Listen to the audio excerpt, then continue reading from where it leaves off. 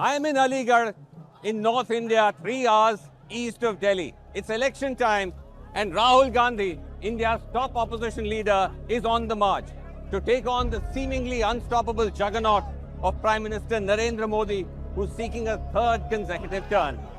The opposition claims that Mr. Modi's success rate has very little to do with his governance, but more because scores of his political rivals, including Rahul Gandhi, have been arrested or charged on questionable grounds.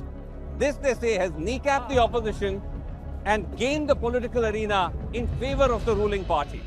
In this episode of the India Report, I'll examine whether these actions are, as the Prime Minister claims, part of his crusade against high-level corruption, or an unprecedented targeting of the opposition, which is deeply dangerous to India's democracy.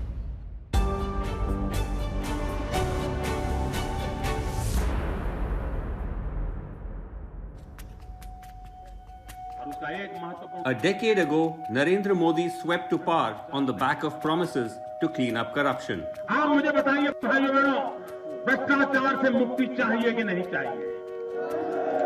भ्रष्टाचार जाना चाहिए कि नहीं जाना चाहिए? हिंदुस्तान के हर कोने से भ्रष्टाचार जाना चाहिए कि नहीं जाना चाहिए? भाइयों बहनों, मैंने बिड़ा उठाया और मेरा तो मंत्र है, न खाऊंगा न खाने दूंगा. It's a message that resonated with voters in a country where political graft is seen as endemic. But increasingly, Modi's slogan of zero tolerance for corruption appears to have become a tool to handicap the opposition and reinforce the supremacy of the ruling party. To be clear, governments using law enforcement to target their political rivals is not new to India. But evidence shows that the trend has been turbocharged under the Modi government. A database we've compiled reveals that in the 10 years Modi's been in power, more than 400 opposition leaders have been targeted by federal agencies, a massive spike compared to the previous government. More than 90% of all politicians investigated by federal authorities are from the opposition. So 10 years into the BJP's rule, we have a situation where investigative bodies like the Enforcement Directorate and the CBI, the Central Bureau of Investigation, their autonomy has been systematically undermined. What we are seeing is that while cases of corruption against political opposition and those critical of the government are being taken up in a very serious manner, those against members of the ruling party are not being taken up seriously. And in fact, there is what is even now termed as the washing machine phenomenon, where people who face serious allegations of corruption, once they join the ruling party, they somehow the cases against them are either dropped or the agencies are going slow on them. The main agency driving these cases, the Enforcement Directorate, commonly referred to as ED, India's anti-money laundering force. In the ED's crosshairs, scores of leaders of the Congress, India's main opposition party, starting with the topmost leadership, Sonia and her son Rahul Gandhi. Months before the elections, the Chief Minister of Jharkhand state in eastern India was arrested by the ED on corruption allegations linked to real estate. In the South Indian state of Telangana, the party of K. Chandrasekhar Rao, another challenger to the BJP, has come under the ED's crossfire for a scam relating to alcohol retail. In another southern state, Tamil Nadu, the ED has trained its guns on the DMK party, a strident critic of the Modi regime, filing charges against and jailing its ministers and legislators. In the state of West Bengal, the ED is investigating 50-odd leaders of the Trinamool Congress, a feisty rival of the BJP, on a host of charges. In Kolkata, the capital of West Bengal, we meet Derek O'Brien of the Trinamool Congress.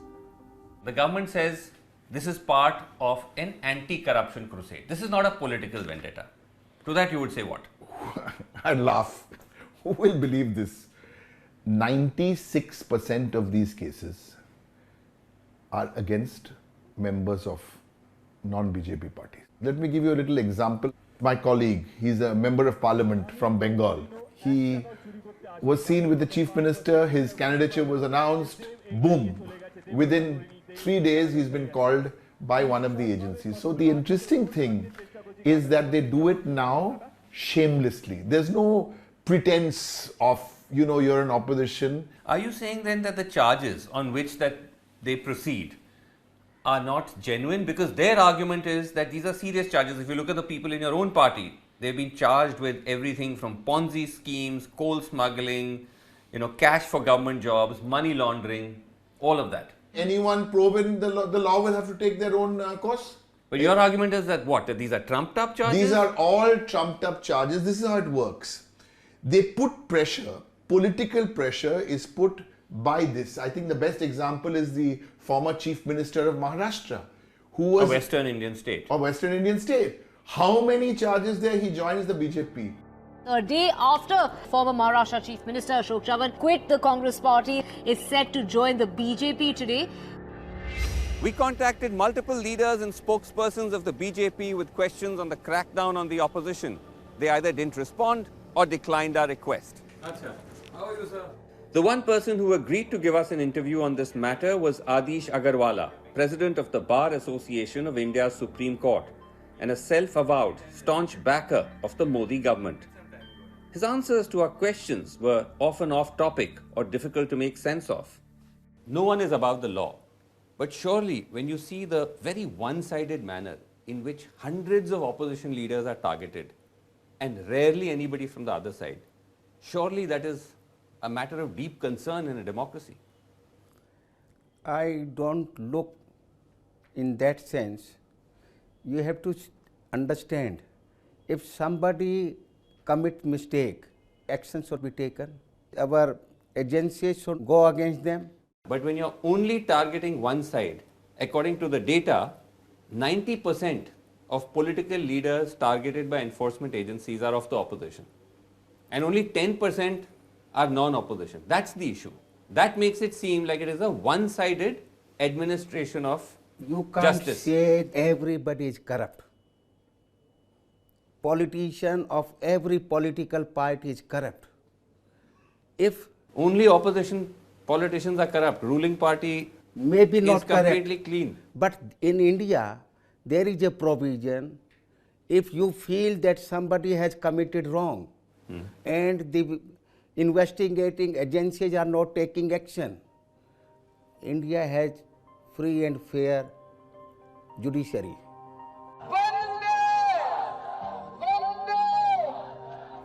Nothing typifies the crackdown on the opposition more than the targeting of the party once seen as India's fastest growing political startup. For decades, India's political scene was dominated by two national parties. Initially, the Congress led by the Gandhi family and later Narendra Modi's BJP. All that changed a decade later when the Aam Aadmi Party burst onto the scene on the back of an anti-corruption movement that drew millions to the streets. Their charismatic leader, Arvind Kejriwal, even billed as a challenger to Modi. What do the people on the ground think about who could be the possible challenger to Modi? I think the one name which is very commonly taken by the common voters on the ground is Arvind Kejriwal. क्या अरविंद केजरीवाल नरेंद्र मोदी के challenger बन सकते हैं? और सबसे बड़ा सवाल यह कि क्या आम आदमी पार्टी अब देश में धीरे धीरे कांग्रेस का विकल्प बनकर उभर रही है?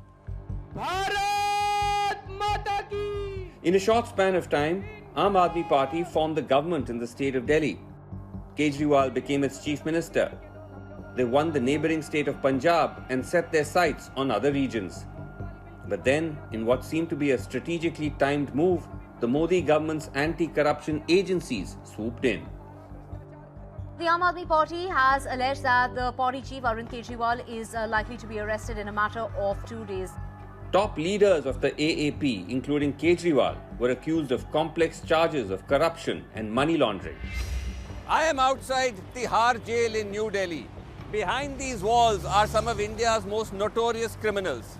But increasingly over the past few years, it has become home to leaders of the Aam Aadmi Party, with so many of its top leaders either in prison or facing a slew of charges. The future of one of India's up-and-coming opposition parties is under question. The intention of the BJP is definitely to malign the image of the Aam Aadmi Party. They want to show that we are corrupt like them, which is not the case, you know. People understand this. Everyone understands that it's been 2 years and so many of our leaders are behind bars now. People see how we have been victimized. People see that if you look at our history, we would be the party which has been hounded the most. Many voters we spoke to in Delhi, however, seem to support the actions against the AAP. Madam ये तो देखिए मंत्री सब जितने भी आए मैंने देखे हैं, ऐसा कुछ नहीं है, ये अपनी राजनीति से जमाते हैं, उसके बाद फिर अपना वही दिखाते हैं और कुछ नहीं।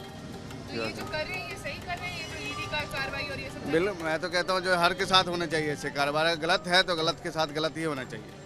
जांच कराने में इनको क्या दिक्कत हो रही है? अगर हम साफ हैं तो हमें खुल के कहना चाहिए, हाँ जी मेरी जांच कराओ, इनकी भी जांच कराओ, इनकी भी जांच कराओ। Only few criticize the raids and arrests. ये आगे बढ़ेंगे तो दिक्कत सीधे सीधे एक ही पार्टी को होने वाली है, वो बीजेपी। क्योंकि कांग्रेस का लगभग सफाया इन्होंने कर ही दिया है। उभरती पार्टी के रूप में केवल एक ही पार्टी है, आम आदमी पार्टी। तो अगर इसको ये दबा ले गए तो सीधे सीधे फायदा किसको होगा? बीजेपी को। ये है इनका मुद्दा। इसीलिए ये भी जितनी भी पार्टियां CBI है, NIA है, ED है, सबको एक एक करके इनके पीछे लगाए हैं, जिससे इनका उत्थान ना हो, धीरे धीरे इनका पतन हो जाए। The abuse of state power is not new in India. Back in 1975, an autocratic Prime Minister, Indira Gandhi of the Congress Party, imposed a state of internal emergency, jailing her opponents and suspending civil liberties. Today, the repressive practices of the Modi regime are being seen as worrying indicators of democratic backsliding.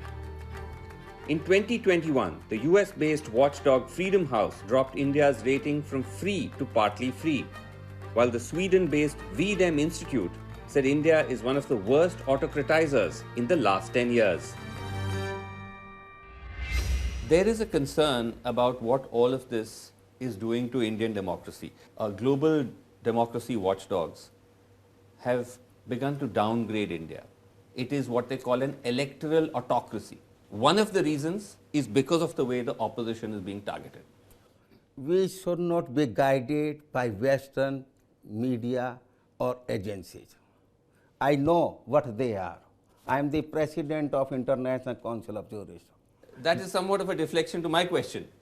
That the idea that India is now turning into an electoral autocracy, these are, global watchdogs.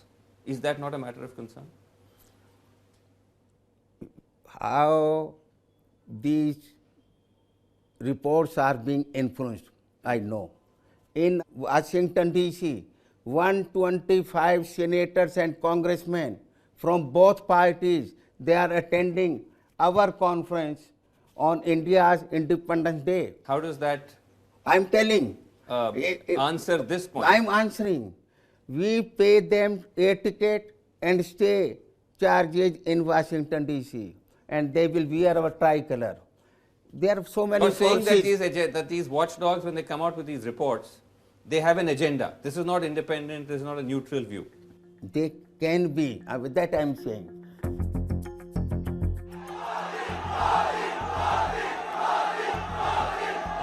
Most democracies around the world today, as we're experiencing a democratic recession, are not dying with a dramatic military coup or with the overnight arrests of opposition. It's instead exactly what we see happening in India. Namely, it's the government using the might of the state to slowly erode democratic protections, and in particular the right of citizens and opposition parties to dissent against the government. And that right is only meaningful if you want to dissent. But at some point, almost everybody wants to dissent, and that's in fact the core of what democracy is. The BJP says democracy is not under threat. They point to a number of state elections they've lost since Modi came to power. But the opposition says that even when the BJP loses, they use enforcement agencies to target legislators of opposition governments, triggering defections and reversing the result. These actions have happened so often that the media even has a name for it. They call it Operation Lotus, named after the BJP's party symbol. In 2019, in the southern state of Karnataka, members of the ruling coalition crossed over to the BJP, triggering a change in government. Several of the defectors were being investigated by federal authorities for tax violations. Similar tactics at play in the western state of Maharashtra, when a coalition government collapsed after scores of legislators, many of them being investigated by federal agencies, broke away and aligned with the BJP. In the same year, in the tourist hotspot of Goa, a top Congress leader being investigated for corruption led an exodus to the BJP. When asked by the media to explain his decision, he said it was divine intervention. I have gone back to the temple. I have asked the God and the goddess that this is in my mind, what I should do. Then God said, you go ahead, don't worry. One opposition politician who joined the BJP in 2022 let the cat out of the bag when he said he sleeps easier now that he's a member of the ruling party. आम्हाला सुद्धा भारतीय जनता पक्षात जावं लागलं. काय नाही, मस्त आहे बघा, निवांत आहे. शांत झोप लागते, काय नाही, चौकशी नाही, पिकशी नाही, काय नाही सध्या. You see, law is the same whether you are in opposition, and nobody is permanent in government, nobody is permanent in opposition. Same law prevails. Here's the argument against that the same law prevails, because what is happening is the same opposition leaders who are charged with corruption, the moment they cross over to the ruling party, suddenly the cases against them go slow. No, it is not correct. Whose case you are saying it has been closed? Okay, let me give you many examples. There's a politician in the eastern state of Assam, Himanta Biswa Sarma. He was accused in what is called a Ponzi scam. He joins the ruling party. The case against him has gone into a back burner. There's another politician in West Bengal, Suvendu Adhikari. Let me finish. He was reportedly caught on hidden camera accepting bribes. He joins the BJP. Again, the case has gone cold. A politician from Western India, Narayan Rane, accused of money laundering, joins the BJP. These are all opposition politicians. When they cross over, again the case goes on the back burner. It may be possible initially a false report must have been lodged against them. You're saying that all of these people maybe were all I'm not accused saying of false charges. I'm not saying anything. I'm not the authority. I've not gone through the allegations.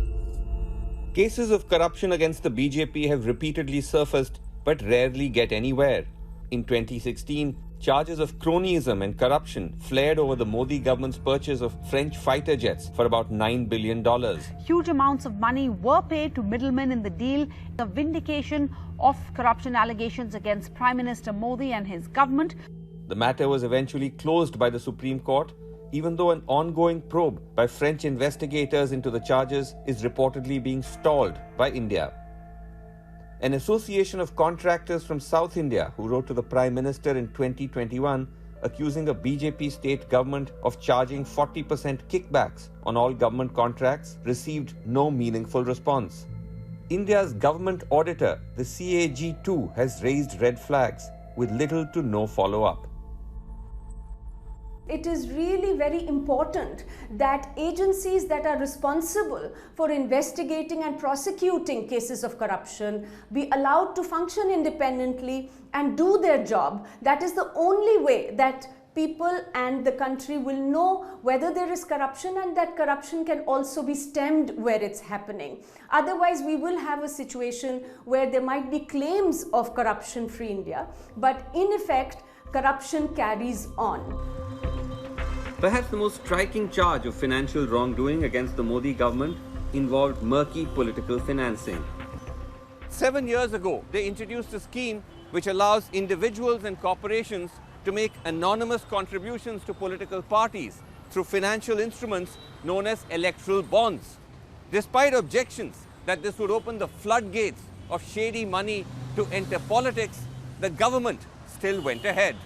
7 years later, the BJP has amassed the equivalent of $790 million in opaque donations, making it 8 times wealthier than its nearest rival, the Congress party. Armed with this massive war chest, the BJP, aided by Indian election laws which place no limit on spending by political parties, has significantly outspent its rivals. In 2022, the BJP spent the equivalent of over $130 million on elections, 6 times more than its nearest rival. In 2017, a group of petitioners, including an election watchdog and some opposition parties, challenged the electoral bond scheme in India's Supreme Court, arguing that it's a form of legalized corruption, allowing the wealthy to anonymously buy favors from the government and influence policy. In February this year, the court agreed, striking down the scheme as illegal, but not before it had vastly enriched the ruling party. Even though the scheme has been struck down, the ruling party is sitting on close to $800 million through these funds, which gives them an undue advantage when it comes to elections. Again, not healthy for democracy? You see, if you are big party, you will have big funds. If you are, your jurisdiction is big, you will have more population. But there's never been such a gap. This gap is highly unusual. It is, donor has to see whom they are giving. Congress is ruling in some states, they will also get. The opposition mired in corruption investigations, a cash-rich ruling party that barely faces any scrutiny, the media largely towing the government's line. Even one of the last remaining forums for dissent, India's parliament, has largely become dysfunctional. What is Indian parliament today? What is Indian parliament is, I mean, you know, at one time, 6 out of 10 bills would be scrutinized before they're passed. And I'm talking about previous government. That number in Indian parliament is down to 1 out of 10 bills. 1. Do you know an opposition notice for a discussion has not been accepted in the upper house of parliament since 2016? What is parliament? The opposition must have its say and the government must have its way. The percentage of bills referred to parliamentary committees has fallen from 60% to 17% in the past 2 decades. Parliament held only 274 sittings in the past 5 years, making it the shortest full-term parliament in 7 decades. Opposition MPs are being suspended or even expelled, including the leader of the main opposition party, Rahul Gandhi. His status restored after the courts intervened. Matters came to a head in the winter of 2023. How is it that these people were able to breach Parliament security and carry smoke canisters inside the Parliament building? Opposition demanded a debate on a major security breach in Parliament. The government rejected the demand and suspended an unprecedented 146 opposition MPs for protesting. Ask Adish Agarwala and he blames the opposition. When opposition is not permitting the ruling party to hold the parliament session, then what is the alternative?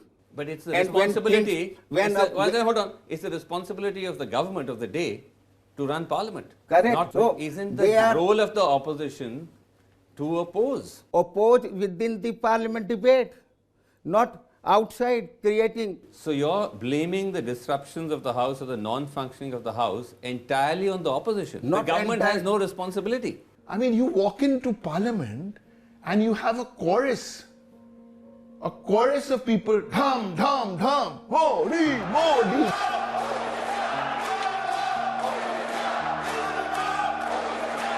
When I last checked the constitution, this is a parliamentary democracy. Indian parliament is in serious danger. Indian parliament is on the brink of becoming a BJP party office. The Prime Minister's disdain of the opposition and his quest for a political monopoly has never been concealed. When Modi first ran for office, he coined a slogan to describe his eventual goal, a Congress Mukt India, or an India free of the Congress, almost as if his main political rival should cease to exist. भाइयों बहनों, महात्मा गांधी ने चंपारण में अंग्रेज मुक्त हिंदुस्तान की बात कही थी। आज यहां से जुगल बनना चाहिए, गांधी मैदान से जुगल बजना चाहिए, कांग्रेस मुक्त भारत का सपना हिंदुस्तान साकार।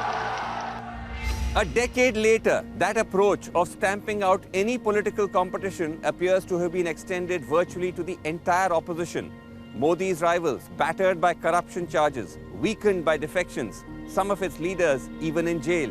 Now, with Narendra Modi set to return to a third term, India's future as a multi-party democracy looks to be in peril.